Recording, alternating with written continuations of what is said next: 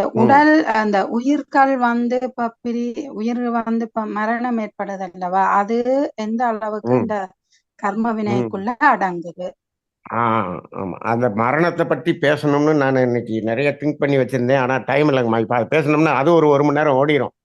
அதனால அதை இன்னொரு ம். தனி வகுப்பா எடுக்கலான்னு அடுத்த அடுத்த பகுதியில பார்த்துக்கலாங்கம்மா. ஏன்னா அதுதான் அல்டிமேட் அல்டிமேட். ம். அதையும் நிறைய பேச வேண்டியிருக்கு, நிறைய பேச வேண்டியிருக்கு. அதிலும் ஒரு புதிய சிந்தனைகள் இப்ப கொஞ்சம் என் மனசுக்குள்ள தோண்டி இருக்கு.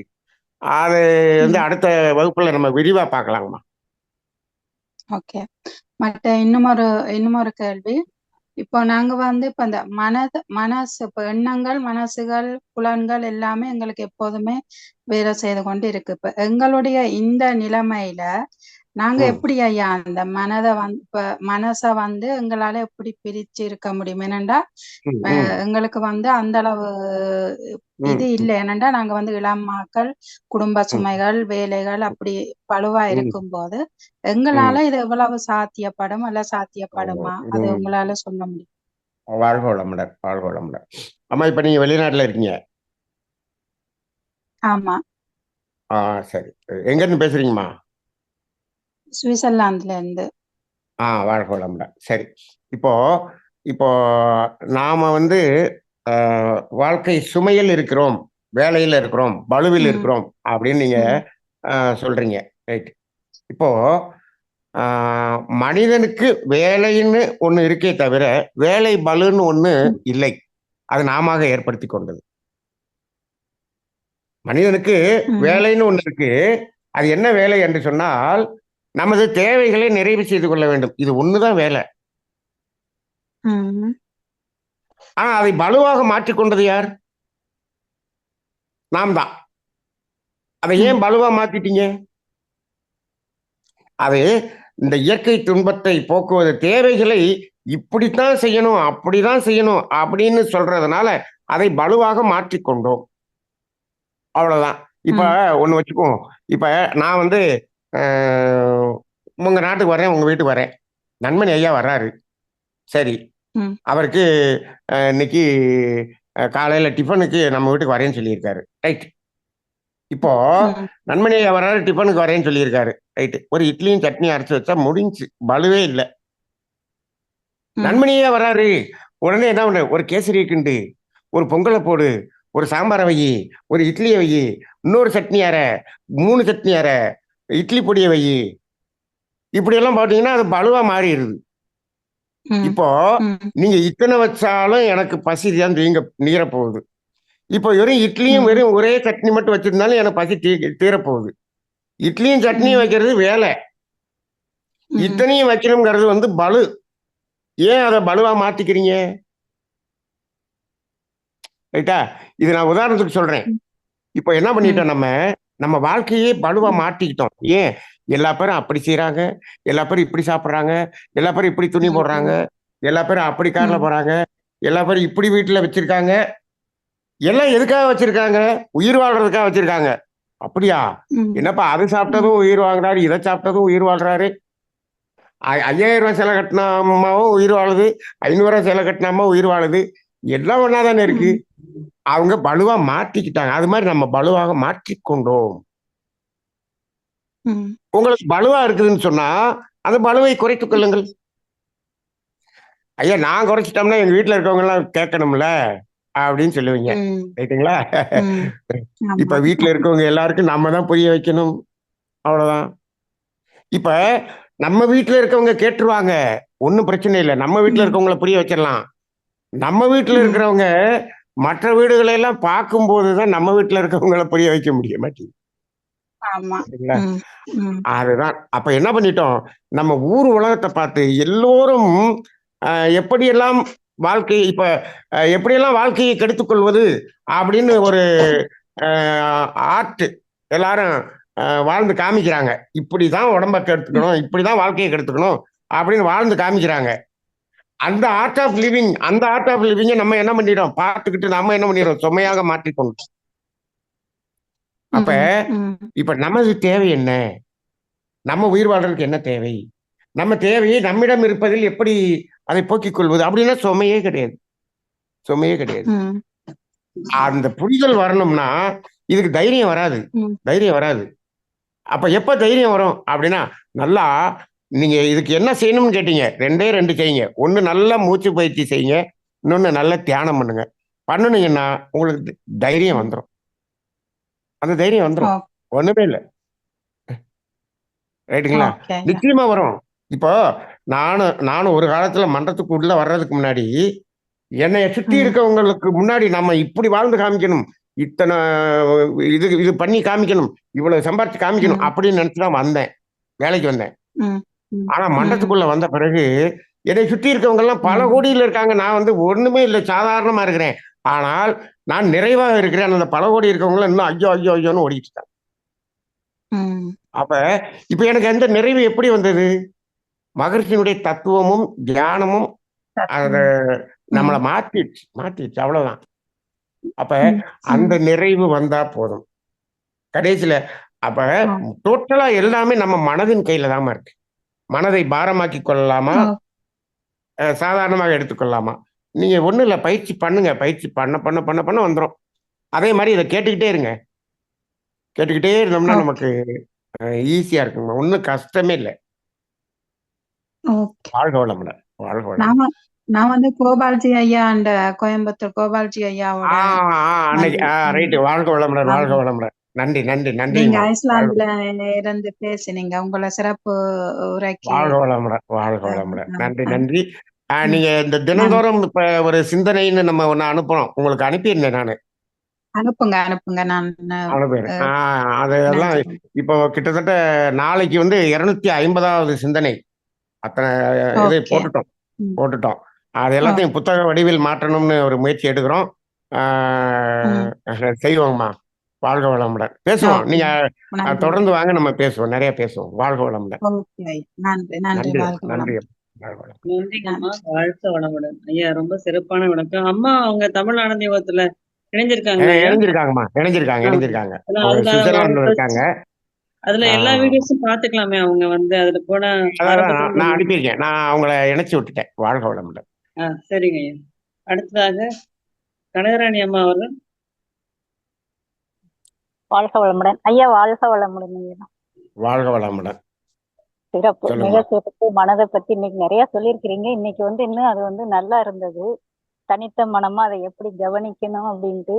இப்ப நீங்க சொன்ன மாதிரிங்க, இப்ப நமக்குள்ள ஏதாவது ஒரு சின்ன உடல்ல ஒரு சின்ன பிரச்சனை அப்படின்னா கூட அதை வந்து நம்ம அதுக்குள்ளேயே போய் நம்ம வந்து கலங்காம தனியா தனியா நின்னு பார்க்கும்போது சீக்கிரத்துல அது வந்து வெகு சீக்கிரத்துல வந்து அதுல இருந்து நம்ம வெளியே வந்துடுறோங்கிறது அது நல்லாவே தெரியுதுங்கய்யா. நான் ம், நல்லாவே அதை ம். உணர்ந்துட்டேன். அதை வந்து நம்ம அதை புரிஞ்சுக்காமயே ஐயோ நம்மளுக்கு இந்த மாதிரி ஒரு சின்ன பிரச்சனை இந்த மாதிரி சிக்கல் வந்துருச்சு அப்படின்னு சொல்ல சொல்ல அது அதிகமா தான் ஆகுது. ஆஹ் இல்லம்மா, இந்த அது அது வந்து சிக்கலே கிடையாது. ஆஹ் அது உடம்புல வர்றது உடம்புக்கு சிக்கலே கிடையாது. அந்த உடம்பினுடைய அறிவு நம்மள தன்னை தூய்மை செய்து கொள்வதுதான் நடக்குது. ஆனா நம்ம அதை சிக்கலா பார்க்கிறோம். நம்மளுடைய தெரியாம பார்வை தான் வேற. நம்ம சிக்கிக்கிட்டோங்க. மனசு அதுக்குள்ள சிக்கிக்குது இல்லைங்களா? நம்மளுடைய பார்வை அப்படி இருக்கு. அதுல இன்னைக்கு இருக்கிற டாக்டருக்கு பயமுறுத்தி விட்டுறாங்க.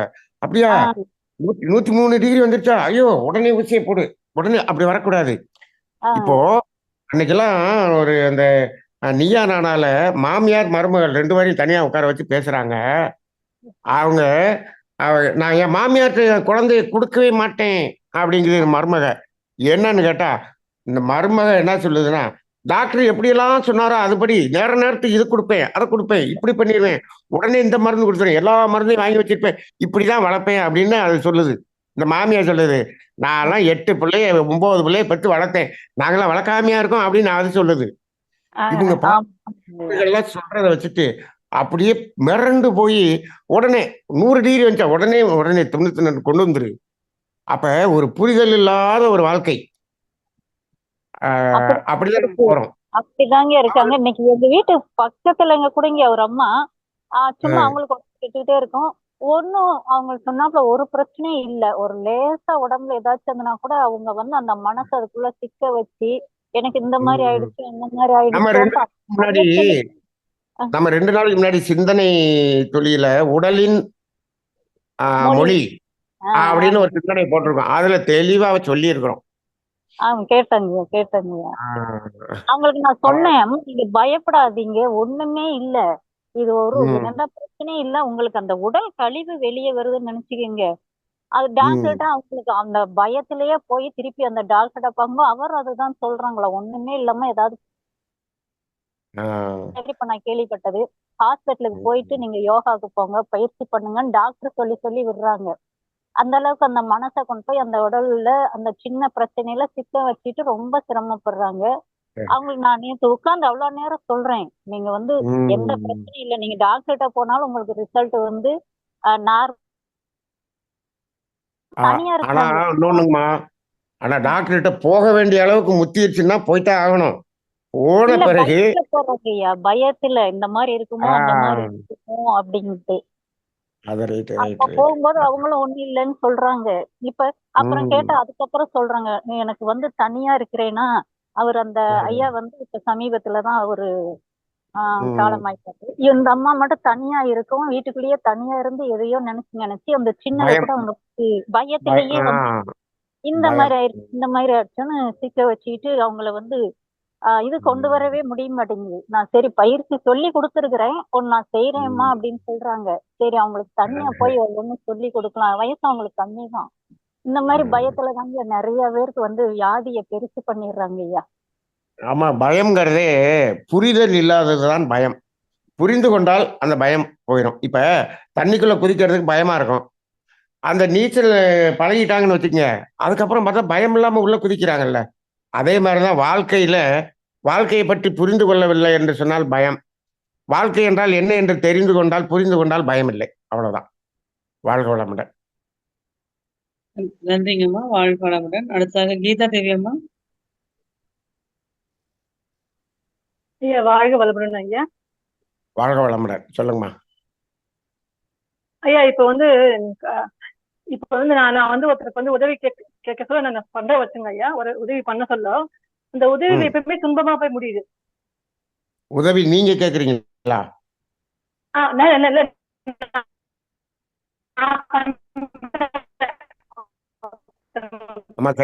சரியா கேட்கல. பண்ண சொல்ல உதவி பண்றேன். கேக்குதுங்களா? இப்ப கேக்குதுங்களா ஐயா? நீங்க உதவி பண்ணுனா நான் உதவி பண்ணாவே நான் யாருக்கு எப்ப உதவி பண்ணலும் இது இதுமா பண்ணலாம் சொல்லி பண்ணாலும் துன்பமா போய் முடியுது, தப்பாவே போய் முடியுது. அப்ப இது கர்மவினையா நடக்குதா இல்ல நான் வந்து மனசார நல்லது நினைச்சு பண்றேன்? நீங்க உண்மையான துன்பத்தை போக்கவில்லை என்று இயற்கை சொல்லுகிறது. நீங்க உண்மையான துன்பத்தை போக்கினால் அது துன்பமாக போய் முடியாது. ரைட்டுங்களா? நீங்க செயற்கை துன்பத்தை போக்கணும்னு நினைக்கிறீங்க, அந்த இடத்துல துன்பமாக போய்தான் வரும். உங்களுக்கு இயற்கை வந்து உணர்த்துகிறது. நாம துன்பம் போக்கும் போது அது துன்பமாக போக கூடாது. இப்ப நம்மளே என்ன பண்றோம், இப்ப இன்னைக்கு தமிழானந்த கேட்கணும்னு வர்றவங்களுக்கு நான் பேசுறேன், நீங்க கேக்குறீங்க. இது எல்லாத்தையும் நான் வந்து ரோட்ல மேடையை போட்டு இங்க வாங்க உட்கார்ந்து இப்ப தெருவில் இருக்கவங்களுக்கு எல்லாம் நான் பேசினேன் அப்படின்னு சொன்னோம்னா என்னை கல்லெடுத்து அடிச்சிருவாங்க. அப்ப துன்பம் போக்கும் போது நமக்கு துன்பமாக வருகிறது என்று சொன்னால் நாம உண்மையான துன்பத்தை போக்கவில்லை. பார்த்துங்க, அவ்வளவுதான். துன்பம் என்று உணர்ந்து இந்த துன்பம் போகணும்னு வர்றவங்களுக்கு மட்டும் நீங்க போக்குங்க. நீங்களா போய் போக்கணும்னு நினைக்காதீங்க. நம்ம என்ன நினைச்சிடறோம், இல்ல நம்ம கர்ம வினையை கழிக்கிறதுக்கு துன்பம் போக்கணும் அப்படின்னு நீங்க வேண்டாம்னா போய் செஞ்சீங்கன்னா அப்படியெல்லாம் வராது. நீங்க கர்ம வினையை போக்கணும்னு நினைங்க, உண்மையான துன்பம் இருப்பவர்கள் உங்களை நாடி வருவார்கள். இப்ப நான் இப்பெல்லாம் என்ன மனசு தோணுதுன்னா, துன்பம் நம்ம ஏன் போய் உதவி பண்ணணும், நம்ம கம்முனு சைலண்டா இருக்கலாம். நம்மளுக்கு சம்டைம்ஸ் மனசு தோணுது சைலண்டா இருக்கலாம். யாருன்னா அவங்களே கேட்டு நம்ம கிட்ட வேணும் கேட்டா மட்டும் பண்ணலாம், நம்மளே வாலண்டியர் பண்ண வேண்டாம் தோணுது. சரி, இப்ப நீங்க ஒரு 80 வயசு அம்மா ரோட்ல அப்படியே கீழே விழுந்துருச்சு. எம்மா என்னை தூக்கி விடுமான்னு கூப்பிட்டாதான் தூக்குவீங்களா, இல்லாட்டி சும்மாவே தூக்கி விடுவீங்களா? சும்மா தூக்கி விடுவையா. அப்ப இந்த இடத்துல நீங்களா போய் செய்யணும் அத, ரைட்டுங்களா? அந்த அம்மா வந்து தூக்கி விடுன்னு கேட்டாதான் அப்படின்னு இல்லை. ஆனால் இந்த வாழ்க்கை ரீதியாக துன்பப்படுறாங்க பாருங்க, மன ரீதியாக துன்பப்படுறாங்க பாருங்க. அப்ப வந்து நம்ம கேட்டாதான் நம்ம சொல்லணும். சரிங்களா? சரிங்க. இதை நம்ம பிரிச்சு பார்க்கணும். இவங்க உடல் ரீதியா கீழே விழுந்துட்டாங்க, நீங்க கேட்காமே தூக்கி விடலாம். ஆனா இந்த மன ரீதியா துன்பப்படுறாங்க பாருங்க, அவங்களுக்கு நீங்க போய் துன்பம் போக்கணும்னு போனீங்கன்னா நீங்க துன்பமாயிருவீங்க. அதை ரெண்டா பிரிச்சு பாருங்க. ஆமா சரிங்க. புரியுது புரியுது. உடல் ரீதி மன ரீதி பிரிச்சு பார்க்கணும். நிறைய டைம் பண்ணி எனக்கு ரொம்ப துன்பம் தான் வருது. சம்டைம்ஸ் இப்பதான் தோணுது, நம்ம எதுவும் சைலண்ட் எதுவும் பண்ணாத சைலண்டா இருந்தாலும் நல்லா இருக்கும் வாழ்க்கை. ரொம்ப தோணுது. நீங்க கொஞ்சம் அமைதியா இருங்க, ஒண்ணுமே பண்ண வேணாம். இறைவன் வந்து எங்க நீங்க பண்ணணுங்கிறத வந்து உங்களுக்கு இறைவன் வந்து உங்க மனசுக்கு எடுத்து காமிப்பான். சரிங்க ஐயா, சரிங்க. நன்றிங்க. வாழ்க வாழ்க. நன்றிங்க ஐயா. நன்றிங்கம்மா ஐயா, சிறப்பான பதிலுங்க ஐயா, ரொம்ப நன்றி. அடுத்ததாக சாந்தி அம்மா அவர்கள். ஐயா வாழ்க வளமுங்க. வாழ்க வளமுடன். சொல்லுங்கம்மா. உங்ககிட்ட பேசி ரொம்ப நாள் ஆச்சுங்கய்யா. இப்ப நீங்க சொன்னீங்களே உடல் மொழி, இப்ப எனக்கு எப்படின்னாங்கய்யா, எனக்கு ரொம்ப நாள் அந்த ஸ்கின் பிரச்சனை இருக்குன்னு சொல்லி உங்ககிட்ட ஏற்கனவே சொல்லியிருக்கேன். அது வந்து அந்த எரிச்சல், அதாவது கால் பாதத்துல ஒவ்வொரு இடமா வந்து இப்ப கால் பாதத்துல வந்து நின்றுருக்கு. அந்த எரிச்சல் அந்த ஸ்கின் உணர்ந்து எரியறப்ப அது எப்படிங்க நம்மளால அத வந்து ஏத்துக்கிற முடியுமா? இல்லைன்னா அது நம்ம உடம்ப விட்டு தனியா எப்படிங்க நம்மளால பிரிஞ்சு நிக்க முடியும்? நீங்க அதான் அந்த எரிச்சல் இருக்கு இல்லையா, நல்லா டீப் பிரீத் பண்ணி அந்த எரியிற இடத்த அப்படியே கவனிச்சு பாருங்க. உங்களுடைய அந்த எரிச்சலினுடைய இது வந்து பாதி குறைஞ்சிரும். ஆனா உண்மையிலேயே அங்க எரிச்சலுக்குரிய வேலை நடக்கும். மனம் வந்து அதை பாதியா ஃபீல் பண்ணும். ஓ ஆமாங்கய்யா. ஆமாங்க. நீங்க ஒரு தடவை சொல்லியிருக்கீங்க, அதாவது நாடி சுத்தி தவம் பண்ண பண்ண உங்களுக்கு அதிகமா வெளியே வருமா அப்படின்னு சொல்லியிருக்கீங்க. அப்ப நம்ம மனம் வந்து அதை 100%, அதாவது அங்க வெளியேற வேண்டியது வெளியேறிக்கிட்டாங்கமா இருக்கும். அது வெளியேறும் போது சாதாரணமா எவ்வளவு எரிச்சல் இருக்குமோ, இந்த மனம் வந்து அப்படி கவனிக்கும் போது அந்த மனதுக்கு பாதி வரும், பாதி எரிச்சல் தான் வரும். மீதி வந்து என்ன ஆயிரும், அது ஏற்றுக்கொள்ளக்கூடியதா மாறிடும். அவ்வளவுதான். ஆமாங்க. அந்த இது நான் செக் பண்ணிட்டு தாங்க இருக்கேன். அதாவது தவம் பண்ணிக்கிட்டே இருக்கேன். மூச்சு தவமே நான் ரெகுலரா என்னை சாந்தப்படுத்தி பண்ணிக்கிட்டே இருக்கேன். அன்னைக்கு ஃபுல்லா நல்லா ரிலீஃபா இருக்கு. இப்ப ஏற்றுக்கொள்ளும் போது அது எப்படி அந்த துன்பம் குறையும்? அது எப்படினாலும் அந்த எரிச்சல் வரத்தானே செய்யும். இப்ப நான் சொன்னேன் 102 டிகிரி 100 டிகிரியா தெரியும்னு சொன்னேன். இதை புரிஞ்சுக்க ஒரு சின்ன கதை, இது ஏற்கனவே சொன்ன கதை தான், இப்ப நான் திருப்பி அதை சொல்றேன். அதாவது ஒரு மாடு இருக்கு, அது மாட்டு மேல ஒரு புல்லுக்கட்டை வச்சுட்டு ஒருத்தன் நடந்து ஒரு காட்டுல கூட்டு போயிட்டு இருக்கான். கூட்டு போயிட்டு இருக்கும்போது இந்த மாடு பாக்குது, இந்த புல்லுக்கட்டை வேற மேல வச்சு சுமையா இருக்குது, இந்த இதையும் தூக்கிட்டு சுமக்க வேண்டி இருக்கு அப்படின்னு ரொம்ப கஷ்டப்பட்டு வேதனைப்பட்டுக்கிட்டே போயிட்டே இருக்கு. ஒரு இடத்துல போய் அந்த மாட்டை கட்டினா, இவன் என்ன பண்ணா, இவன் சாப்பாடு கொண்டு வந்திருந்தா லெமன் சோறு எடுத்து இவன் உட்காந்து சாப்பிட்டான். அந்த புல்லுக்கட்டை தூக்கி கீழே போட்டான். அந்த மாடு முழுது சாப்பிட்டுச்சு. இவன் லெமன் சோறு சாப்பிட்டு கொஞ்ச நேரம் படுத்துட்டு அப்புறம் எந்திரிச்சு அப்புறம் திருப்பி நடந்தாங்க 2 பேரும். இந்த மாடு நினைக்குது, அப்பா இப்பதான்ப்பா ஃப்ரீயா இருக்குது, சுமையே இல்லாம அந்த அப்படின்னு சொல்லுது. இப்ப புல்லுக்கட்டு அதுகிட்ட இருக்கா இல்லையா? இருக்குங்கய்யா, உள்ள இருக்குங்கய்யா. அது உள்ள போயிட்டதுனால அதுக்கு சுமையா தெரியல. அதேதாங்கம்மா, நீங்க அதை ஏற்றுக்கொள்ளும் போது அது வயிற்றுக்குள்ள போயிருச்சு. அப்படி இல்லைன்னா புல்லுக்கட்டு மேல இருக்கு. அவ்வளவுதான் வித்தியாசம். இப்ப இத வந்து நான் ஏத்துக்கிட்டு அதை உள்ள மனசுக்குள்ள விட்டுறணும், அப்படிதானங்கய்யா? அதை நீங்க கவனிங்க. இதுக்கு மேல நீங்க ஸ்கின் வழியா போகுது, நீங்க என்ன பண்ணணும், அது முறையான வழியில போற மாதிரியான நிலை பண்ணணும். அப்ப என்ன பண்ணணும்னா டோட்டலா பழம் சாப்பாடுல அப்படி வந்து நீங்க அப்படி இருந்து பாத்தீங்கன்னா இது சீக்கிரமா சரியாயிடும். சரிங்க வாழ்க. அப்புறம் அம்மா சொன்னாங்கல்ல, அதாவது அடுத்தவங்களுக்கு உதவி பண்ணோம்னா நமக்கே அது இதாகுது அப்படின்னு. இப்ப 2 நாளா நம்ம ஊர்ல மாயாண்டி சித்தர் கோயில் இருக்காங்களா ஐயா, சோமப்பர் மாயாண்டி, அங்க நான் ஓரளவுக்கு போவேன். அப்போ வந்து எங்க வீட்டு பக்கத்துல இருந்தவங்க என்ன சொன்னாங்க, நான் போனதே இல்ல சாந்தி, கூட்டிட்டு போறேன் அப்படின்னு, போறப்ப சொல்லுங்க அப்படின்ட்டு. சரின்ட்டு அன்னைக்கு பூஜை அங்க, சரின்னு சொல்லி சொல்லி வாங்கக்கா அப்படின்னு சொல்லிட்டு வண்டியில 2 வீலர்ல தான் போனோம். போறதுக்காண்டி நான் ஏற்பாடு பண்ணிட்டு வாங்கன்ட்டேன். ஆனா அவங்களால விட்டு எனக்கு 1 hour லேட் ஆயிருச்சு. அப்ப வந்து நான் முன்னால எல்லாம் என்ன செய்வேன்னா, ஐயோ இவங்களால லேட் ஆயிருச்சு அப்படி இப்படின்ற ஒரு மாதிரி ஒரு இதாவே ஃபீல் ம் பண்ணுவேன், இல்ல கொஞ்சம் எரிச்சலாவேன். இப்ப வந்து என்ன ம் ஆயிடுச்சுன்னு சொன்னா, நம்ம மனவளக்குள்ள வந்து உங்களோட அறிவுரைகள் எல்லாம் உங்களுடைய ஸ்பீச்சு, பெரிய பெரிய ஐயா அவங்களெல்லாம் ஸ்பீச் கேட்கவுமே, அத இப்ப ம் ஏத்துக்கிட்டோம். சரி நம்ம எப்படியோ போறோம் அவ்வளவுதான். இப்ப அவங்கள ம் சொன்னா நம்ம ஏற்கனவே நிறைய தடவை போயிருக்கோம். அவங்களுக்காண்டி நம்ம போறோம். சரி இது ஒரு இதுதான் ம் அப்படின்ற மாரி ஒரு டென்ஷன்ல போற நேரமும் அவங்க பாதை தெரியாதனால அவங்கள கூட்டிட்டு போற மாரி ம் இருக்கு. டூ வீலர்ல கூட்டிட்டு ரைட்டு. போற மாரியா, அப்படிங்கிறப்ப அது கொஞ்சம் நமக்கு மனசு சாந்தமா இருக்குங்கய்யா. அவ்வளவுதான். புரிதல் தாம்மா, வேற ஒண்ணும் இல்ல. முதல்ல நீங்க ஏன் டென்ஷன் ஆனீங்கன்னா, ஆஹா லேட்டா ஆமா. போனோம்னா அங்க பூஜை முடிஞ்சிருமே. இப்போ என்ன ஆ பண்றீங்க? அது என்ன அந்த பூஜை முடிஞ்சா என்ன? அந்த பூஜைய பார்க்கலன்னா என்ன? நாம வந்து அவ்வளவுதான். உணர்வு தானே. ஆ ஆமா, ஆமா. அந்த ஆமாங்கய்யா. புரிதல் அந்த வந்துச்சுன்னா ஒண்ணும் பிரச்சனை இல்ல. வாழ்க ஆமாங்க. வளமுடன். வாழ்க வளமுங்கய்யா. நன்றிங்க, நன்றி. எப்ப ஊருக்கு வர போறீங்க மதுரைக்கு? நான் ஆகஸ்ட் எண்டுல வருவேங்கம்மா. வாழ்க சரிங்க. வளமுடன். வாங்கய்யா. வாழ்க வளமுடன். நன்றிங்கம்மா. வாழ்க வளமுடன். அடுத்ததாக அருணா பிரபாமா அவர்கள். வாழ்க வளமுடன். வாழ்க வளமுடன் ஐயா. வாழ்க வளமுடன். வாழ்க வளமுடன். சிறப்பா இருந்ததுங்க ஐயா. ஆர்ட் ஆஃப் சஃபரிங் ஆ.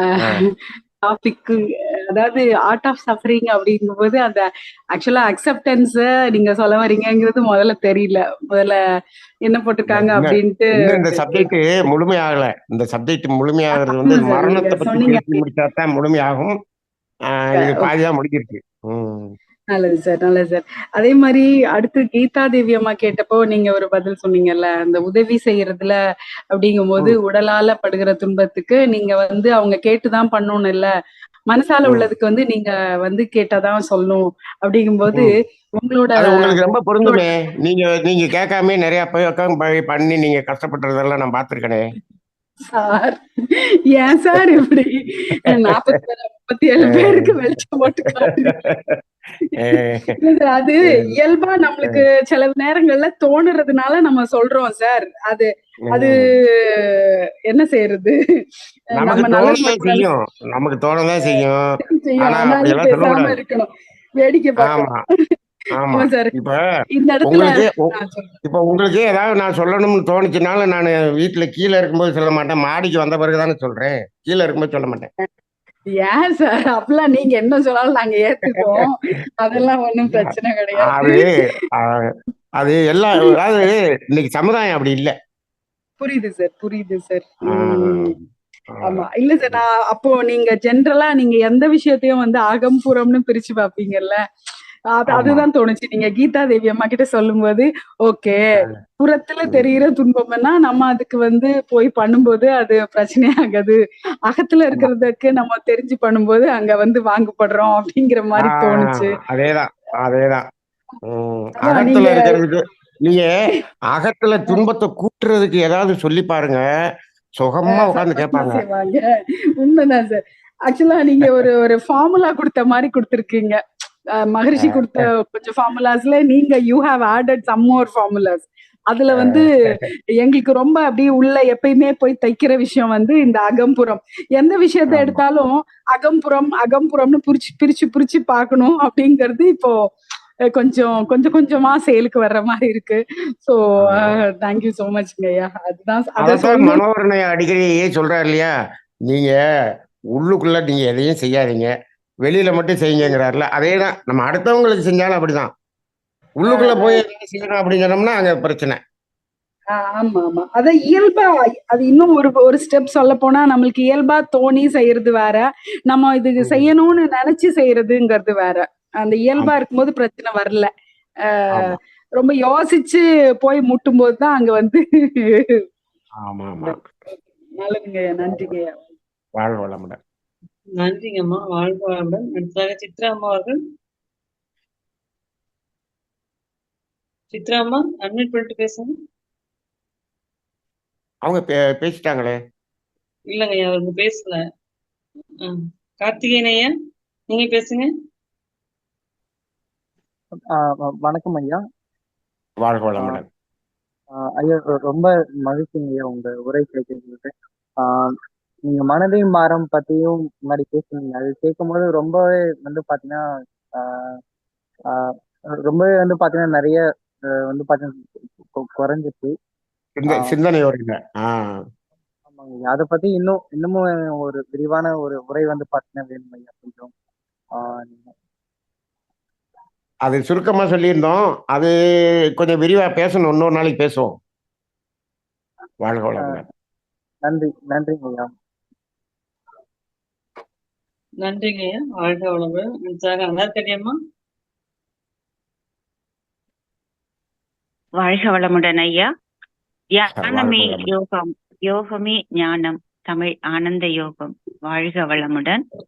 மிக்க நன்றி ஐயா. சிறந்ததொரு அந்த ஆர்ட் ஆஃப் சஃபரிங், எல்லாருமே ஆர்ட் ஆஃப் லிவிங் தான் கேட்டிருப்பாங்க. ஆர்ட் ஆஃப் சஃபரிங்ன்றத நீங்க ரொம்ப தெளிவா விளக்கியிருக்கீங்க. இதுல முக்கியமா நீங்க சொன்னதெல்லாம் மறுபடியும் நான் ரிப்பீட் பண்ண விரும்பல. இல்ல நிறைய பேருக்கு இப்போ நம்ம கீதா தேவி அம்மா கேட்டதும் சரி, இன்னொரு சாந்தி அம்மா கேட்டதுமே சரி, நிறைய பேருக்கு வந்து மரண பயம் வந்து இப்ப வந்துருச்சு. இப்போன்னு இல்ல, எப்பவுமே இருக்கிறது அதுதான். ஒவ்வொரு உயிருக்கும் தன்னை தக்க வச்சுக்கணும்ன்ற ஒரு இது இருக்கும்ன்றதுனால அந்த மரண பயத்தை நீங்க சப்ஜெக்ட் அடுத்த தடவை கிளாஸா எடுத்து டீடைலா கொடுத்தாவே நல்லா. நம்ம மரண பயம்னு ஒரு வார்த்தை சொல்றோம் பாத்தீங்களா, பயம். அதாவது மரணம் மட்டும்தான் பயம், வேற பயமே கிடையாது. ஆமா, அதாவது அவங்க நிறைவு தன்மைக்கு வந்துட்டாங்கன்னா அது பயமா இருக்காதுயா, அத ரொம்ப அக்செப்ட் பண்ணணும். சிலர் சொல்லுவாங்க எதிர்நோக்கி காத்திருக்கணும். இப்ப வந்து நான் என்னோட புரிதல் சொல்றது வந்து எனக்கு வந்து இப்ப நீங்க சொல்றீங்க தவம், தற்சோதனை, இந்த மூச்சு பயிற்சி அதெல்லாம் செய்யும் போது இது வரும்ன்றது, அதற்கு நான் ரொம்ப 100% உதாரணமாவே இருக்கேன். அது மக்கள்கிட்ட பகிரணும்ன்ற ஒரு தன்மையில இருக்கேன். எனக்கு அந்த மாதிரி ஒரு சிச்சுவேஷன்ல அது ஒரு வாசல் அடைப்பதற்கு முன்னதாகவே ஒரு வாசல் ஏற்கனவே திறக்கப்பட்டுன்றது மாதிரி எனக்கு மகரிஷி ஒரு 10 வருடங்களுக்கு முன்னாகவே தன்னுடைய வாசலை திறந்து என்னை கொஞ்சம் கொஞ்சமா தெளிவுபடுத்திட்டே இருக்கும்போது, அடுத்து எனக்கு அந்த துன்பம் வரும்போது அது வந்து ரொம்ப சஃபர் பண்ணல. நானு 2 மாசத்துலயே எனக்கு வந்து நான் ரிலீவ் ஆகிறதுக்கு ஒரு மனத்தை எனக்கு வந்து கொடுத்துட்டாங்க, மன தெளிவை கொடுத்துட்டாங்க மகரிஷி. அதனாலதான் நான் அவரை ரொம்ப கெட்டியா பிடிச்சுக்கிட்டேன்றது அடுத்த விஷயம். அடுத்து எனக்கு நல்ல நண்பர்கள் வந்து, அவர் மகரிஷி இல்லைன்னாலும் எனக்கு கிட்டத்தட்ட அத்தனை பேரையுமே நான் வந்து மகரிஷியா தான் பாக்குறேன். எனக்கு நிறைய குருமார்கள், நண்பர்கள், நல்ல நண்பர்கள் எனக்கு ரொம்ப பக்கத்துணையா இருந்து நான் இந்த இதுல இருந்து மீண்டு வர்றதுக்கு நல்ல ஒரு தெளிவான புரிதலை கொடுக்கறதுக்கு மகரிஷி மூலமா இத்தனை பேரும் வந்தாங்கன்னும் போது நான் தினம் தினம் அவங்கள என்னுடைய குருமார்களுக்கு நான் நன்றி சொல்லாமறை என்னுடைய நண்பர்களுக்கும் நான் நன்றி சொல்லிட்டு இருக்கேன். அப்படி ஒரு நல்ல உயிர் கலப்பு பெற்ற நண்பர்களை எனக்கு உருவாக்கி கொடுத்த இந்த மகரிஷிக்கும் இறைநிலைக்கும் பிரபஞ்சத்திற்கும் தினம் தினம் நான் அப்படியே அவங்களோட லிங்க் ஆயிட்டு தான் இருக்கேன். அது இங்க சொல்லணும்ன்றது எனக்கு இப்போ நீங்க இந்த இதை சொல்லும் போது அனைத்து அன்பர்களுக்குமே இது கிடைக்கும். நாம அந்த தன்மைக்கு வந்துடுவோம்ன்றத சொல்றதுக்காகத்தான் இப்ப நான் இந்த பதிலையே பகிர்றேன் ஐயா. நன்றி. அதே மாதிரி அந்த அம்மா சாந்தி அம்மா சொன்னாங்க இல்லையா, தன்னுடைய காலில் அந்த சூடு, அது அவங்க சுகர் இருக்கான்னு டெஸ்ட் பண்ணணுங்க ஐயா. டெஸ்ட் பண்ணிட்டு அந்த நர்வஸ் ப்ராப்ளம் கூட அது வரலாம். அந்த செக்கப்பையும் பண்ணிட்டு நீங்க சொல்றதையும் செய்யும் போது நிச்சயமா அதுல நல்ல ரிலீஃப் கிடைக்கும் ஐயா. அதே மாதிரி கீதா தேவி அம்மா சொன்னது வந்து நமக்கு வந்து என்ன இறைநிலை காட்டுதோ, நீங்க சொன்ன பதில் ரொம்ப பர்ஃபெக்டா இருந்தது ஐயா. நீங்க காத்துட்டு இருக்கமா, உங்களுக்கு எது பர்ஃபெக்டா செய்யணும் போது டெஃபினட்டா நீங்க அது செய்வீங்க. அப்போ உங்களுக்கு எந்த துன்பமும் வராது. அப்படித்தானே ஐயா. என்னை சுத்திலும் இப்போ எனக்கு ஒரு 3 மாதங்களாக நடக்கக்கூடியது அத்தனையுமே தானாக இறைநிலையா நடக்கிறது என்ற ஒரு ரொம்ப புரிதலுக்கு வந்துட்டேன். நிச்சயமாக அதுதான் நடக்குது. எதுவுமே இப்ப நான் ட்ரை பண்றதே இல்லை, எல்லாம் தானா நடக்குதுன்றது நல்லதாவே நடக்குது. அதுதாங்க ஐயா. நன்றி. இப்ப மக்களுக்கு ஒரு புரிதலுக்காக சொல்லணும்ன்றத நினைச்சேன். நன்றி ஐயா. அதுக்கு வழிகாட்டக்கூடிய அத்தனை என்னுடைய குருமார்களுக்கு நான் தினம் தினம் நன்றி சொல்லிக் கொண்டே இருக்கிறேன். நன்றி ஐயா. வாழ்க வளமுடன். நன்றி. வாழ்க வளமுடன். நன்றி. சித்ராமா லைன்ல இருக்காங்க. சித்ராமா வாழ்க வளமுடன். அனிதாமா நீங்க பேசுங்க. தியானமே யோகம், யோகமே ஞானம், தமிழ் ஆனந்த யோகம். வாழ்க வளமுடன். வாழ்க வளமுடன் ஐயா. மிகவும் சிறப்பாக இருந்ததுங்க ஐயா. எனக்கு என்ன ஐயப்பாடுனா, இப்போ ஒருத்தருக்கு நம்ம செஞ்ச கர்ம வினை வந்து அதே அளவுடைய வலிய நம்ம அனுபவிச்சாதான் அந்த கர்ம வினை கழியும் அப்படின்னு சொன்னீங்க முன்னாடி. இப்போ நமக்கு வர நோவே எடுத்துக்கணும்னா, நம்ம வெளியில நின்று பார்க்கும்போது ஒரு 100% நோய் நம்ம அனுபவிக்கும் போது, வெளியில நின்று பார்க்கும்போது நம்ம ஒரு 50% தான் அந்த நோயை நம்ம அனுபவிக்கிறோம். அப்போ அவருக்கு நம்ம செஞ்ச கர்ம வினை வந்து இன்னொரு 50% இன்னொரு நோவா திரும்ப அது நமக்கு வருங்களா? புரியல, எனக்கு சரியா புரியல. இப்போ நம்ம ஒருத்தருக்கு செஞ்ச தவறுதலோ ஒரு பாவமோ நம்மளுக்கு ஒரு கர்ம வினை 100% இருக்குங்க ஐயா. அது நோயா நமக்கு வந்திருக்கு. அதே அளவு நம்ம வலியை நம்ம அனுபவிக்கணும். நோயா வந்திருக்குங்கிறீங்க. ஆமா ரைட். ஆமா ஆமா. அதே அவரு அனுபவிச்ச அதே அளவு வலியை நம்ம அனுபவிக்கணும். இப்ப நம்ம மனத்துல இருந்து விலக்கி நின்னு நம்ம பார்க்கும்போது அந்த நோவு வந்து நம்ம 50% தான் உணரணும். அதாவது அதுல நான் என்ன சொல்ல வரேன்னா, இப்ப அதுல அந்த 100%த்துல 50% உணர்றீங்க, 50% என்ன பண்ணிட்டீங்க, நீங்க ஏற்றுக்கொண்டீர்கள், நீங்க அக்செப்ட் பண்ணிக்கிட்டீங்க. அதை அக்செப்ட் பண்ணும்போது அது என்ன ஆகுது, அது 50%. அந்த அக்செப்ட் பண்ணது 50%. நம்ம இதுவரைக்கும் நம்ம என்ன பண்ணோம்னா அதை ஏற்றுக்கொள்ளும் தன்மை நம்மகிட்ட இல்லை. அதனாலதான் 100% நம்ம அதை துன்பமாவே அனுபவிச்சோம். அதை ஏற்றுக்கொள்ளும் திறன் வருவதற்குத்தான் இந்த மூச்சு பயிற்சியும் தியானமும். அப்ப அதை ஏற்றுக்கொள்ளும் பொழுது அதுல 50% வந்து ஏற்றுக்கொள்ளுதலில் போகிறது. அதனால 100% அனுபவிக்கணும்னு அவசியம் இல்லை. இப்போ ஒருத்தங்களை நம்ம எங்கேயோ திட்டியிருக்கோம், இப்ப நம்மளை அப்படிதான் திட்டுறாங்க, அப்படியே அவமானப்படுத்துறாங்க. அப்ப நம்ம அதுல அப்படியே வேதனைப்பட்டாதானே அந்த துன்பம் போகும், அந்த கர்மவினை போகும். ஆனா இப்ப அந்த வேதனைப்படுற அளவுக்கு அவங்க சொல்றாங்க, ஆனா நம்ம என்ன பண்றோம், அதை அப்படியே ஏத்துக்கிறோம். வேதனையை படல, ஏத்துக்கிட்டோம், அப்படியே முழுங்கிட்டோம். அப்பயே அந்த கர்மவினை போயிடும். அதுதான் இப்ப இன்னைக்கு நம்ம ஆர்ட் ஆஃப் சஃபரிங் சொல்றோம். அதுதாங்க ஐயா. நம்ம இப்போ அந்த கர்மவினை 50% அனுபவிச்சுட்டு ஏத்துக்கிறதுனால 150% நீங்க அனுபவிக்கணும்னு அவசியம் இல்லை. அதைத்தான் நீங்க என்ன பண்ணிட்டீங்க, அப்படியே உள்ள நீங்க சுவாகா விழுங்கிட்டோமே, ஏற்றுக்கொண்டோம். அது நம்ம சாதாரணமா சொல்றோம். இந்த ஏற்றுக்கொள்றதுங்கிறது வந்து சாதாரணமா சொல்றோம். நீங்க சாதாரண ஆளுகளால ஏற்றுக்கொள்ளவே முடியாது. நீங்கள் தியானம் பண்ணி நல்ல பயிற்சி பண்ணாமல் ஏற்றுக்கொள்தல் என்பது நடக்காது. ஆமா ஆமா. நான் பாத்துருக்கேன், சில பேர் அந்த வலி துடிப்பாங்க. இதுதானே வாந்தி எடுத்தீங்க, இருக்கட்டும். அதனால என்னன்னா, ஐயோ வாந்தி எடுத்துட்டேன், அந்த உயிர் ஒரு முள்ளு குத்தி இருக்கு, முள்ள எடுக்கும்போது கூட நீங்க என்ன சொல்றீங்க, கொஞ்சம் பொறுத்துக்க, நான் எடுத்துக்கிறேன் அப்படின்னு சொல்றீங்க. நீங்க பொறுத்துக்க, நீ பொறுத்துக்கன்னு சொல்லிடுவ, என்னால பொறுக்க முடியல, அப்படிதான் சொல்லுவாங்களே தவிர அவங்களால பொறுத்துக்க முடியாது. அதுவே முள்ளுதான் குத்திருச்சுன்னு சொல்லுவாங்க, நான் போய் முள்ள மிதிச்சிட்டேன்னு சொல்ல மாட்டாங்களா ஐயா? அப்ப அதுல பொறுத்துக்கவே முடியாதுன்னு சொல்ற மாதிரிதான் ஏற்றுக்கொள்ளுதலும் கஷ்டம்தான். ஆனா ஏற்றுக்கொள்ளுதல் வரணும்னா நம்ம நல்ல தியானம் பண்ணி ஒரு புரிதலுக்கு வந்தாதான் ஏற்றுக்கொள்ள முடியும். நிச்சயமாங்க நிச்சயமாங்க. நன்றிங்க ஐயா, சிறப்புங்க ஐயா.